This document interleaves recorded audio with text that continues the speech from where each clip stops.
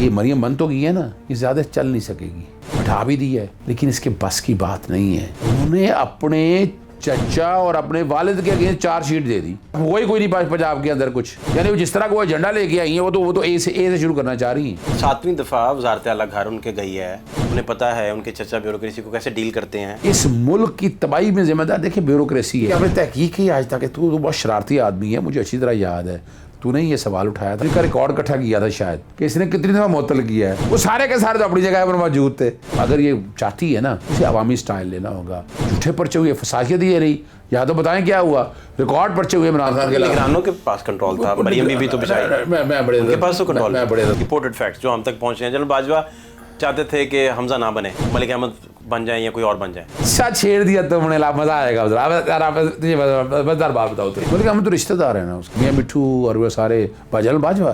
रिश्तेदारी किस बात की? करीबी होंगे या दोस्त होंगे? जो भी है, रिश्तेदारी तो नहीं है। आज स्पीकर पंजाब असेंबली क्यों बना दिया? मेरी अर्ज ये है कि मलिक अहमद खान से भी आपको एतराज है? ओहो भाई, मैं उन सब लोगों से एतराज है जो स्काई लैब से आए हैं। ये लंदन क्या करने गया था? कब? अनवार काकड़ से मिलने क्यों गया था? मुझसे पूछ लो। जनरल बाजवा साहब को प्रमोट क्यों करते थे? तेरा जैसा कमरेड आदमी मैं तो ये उस वक्त से जानता हूँ, तेरे नामवर एंकर में से है। और तू जिस तरह, तो कभी मैंने तुझे बेईमानी करते नहीं देखा। ये मैं बड़े कम, जहाँ मुझे मौका मिला तूने मुझे भी रगड़ के रख दी है।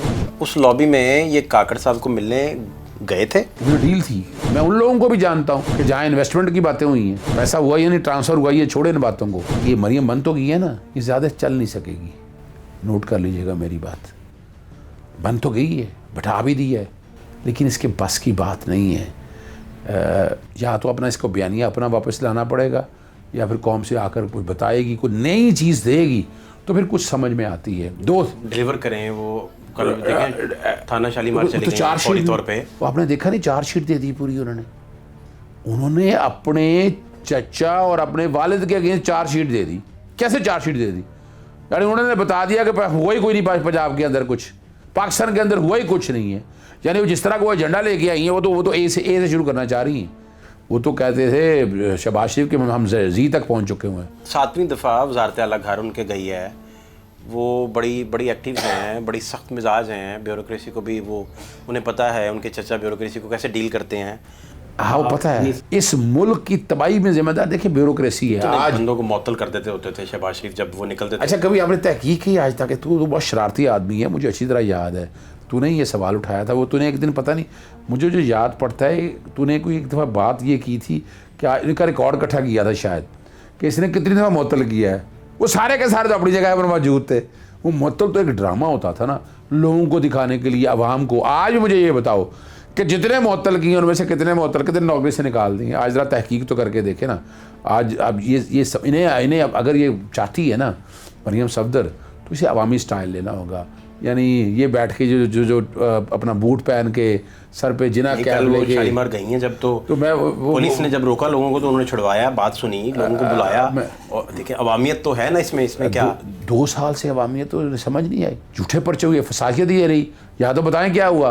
रिकॉर्ड पर्चे हुए इमरान खान के। निगरानों के पास कंट्रोल था, मरियम बीबी तो बेचारी मैं बड़े उनके पास तो कंट्रोल। मैं बड़े शेयर करूं तो खुद मातूब रही, खुद जेल में रही। कल बता रही थी कि मेरी ब्लड शुगर जब डाउन हो गई थी मुझे तो वहाँ डॉक्टर नहीं था जेल में। वो आर्टिकल 63 की बात कर रहा है तुझे मैं उसका असल में रिराइट कहाँ हुआ था ये समझा। उसमें जनरल बाजवा रिपोर्टेड फैक्ट्स जो हम तक पहुंचे हैं, जनरल बाजवा चाहते थे कि हमजा ना बने, मलिक अहमद बन जाए या कोई और बन जाए। मलिक अहमद तो रिश्तेदार है ना उसका यार। किसका? मियां मिट्ठू और वो सारे जनरल बाजवा। रिश्तेदारी किस बात की? वो तहकीक करना ना जरा, मियां मिट्ठू से क्या ताल्लुक है, जनरल बाजवा से कभी टेलीफोन कर। करीबी होंगे या दोस्त होंगे? जो भी है, रिश्तेदारी तो नहीं है। नहीं तो फिर मुझे क्या ऐसी खास, अब दोस्त है मेरा मलिक अहमद खान, मेरा दोस्त है, क्या ऐसी बात थी ऐसी? आज स्पीकर पंजाब असेंबली क्यों बना दिया? तो यहाँ कोई नवाज नहीं। मेरी अर्ज ये है कि मलिक अहमद खान से भी आपको एतराज है? ओहो भाई, मैं उन सब लोगों से एतराज है जो स्काई लैब से आए हैं। मलिक अहमद कॉम्पिटेंट आदमी है। ओ भाई मैं एक पूछ रहा हूँ, पढ़ा लिखा शख्स है, धीमे मिजाज का आदमी है। मेरी एक बात सुनिएगा, मेरी बात सुनिए। ये लंदन क्या करने गया था? कब? अनवार काकड़ से मिलने क्यों गया था? मुझसे पूछ लो। हाँ, होटल लॉबी में जब नजर आ गया। याद आया ना क्यों गया था? बाई चांस उधर। अच्छा जनरल बाजवा साहब को प्रमोट क्यों करते थे? मेरिट पे था, माशाल्लाह खूबसूरत है, इसमें तो कोई शक नहीं है, लेकिन क्या था कम से कम आप इसे इस यार, ये आर्गुमेंट को कॉम्पिटेंसी। फिर मैं बताऊं, पाकिस्तान में खुदारा गाली है कॉम्पिटेंसी। क्या बताइए, क्या मसला था? मुझे कॉम्पिटेंसी यार, पाकिस्तान में गाली है एक, तेरा जैसा कॉम्पिटेंट आदमी, मैं तो ये उस वक्त से जानता हूँ, तू इस वक्त यानी नामवर जनरल एंकर में से है, और तू जिस तरह, तो कभी मैंने तुझे बेईमानी करते नहीं देखा। ये मैं बड़े कम, जहाँ मुझे मौका मिला तूने मुझे भी रगड़ के रख दी है। तेरी तारीफ मैंने इसलिए की थी कि यार मैं सख्त सवाल ना करें, लेकिन तू बाज नहीं आ रहा ना करते हुए, मुझे जान के छेड़ रहा है। बात ये है कि उस लॉबी में ये काकड़ साहब को मिलने गए थे।